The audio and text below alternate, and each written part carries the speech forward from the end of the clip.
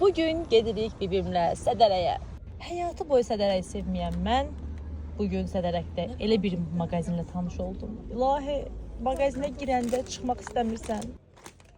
Uşaqlar üçün müxtəlif fiqurlarda, müxtəlif görünüşlərdə çox dadlı marojna tavanda şirniyyatlar var idi. Pryaniklər, bezelər, piçonlular, çox gözəl şirniyyatlarla qarşılaşdıq.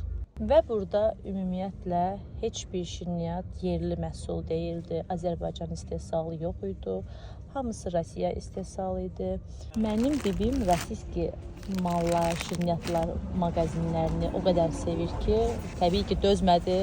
Özü üçün, bizim üçün fərqli şirniyyatlardan aldıq.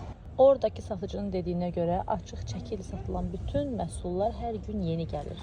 Bu batonciklər o qədər dadlı idi ki, marojna tamında, tam da bir plambir konfeti idi. Təbii ki, biz də evimiz üçün aldıq. Belə bir şokoladlı vafli aldıq. Bunun meyvəlisi də var idi.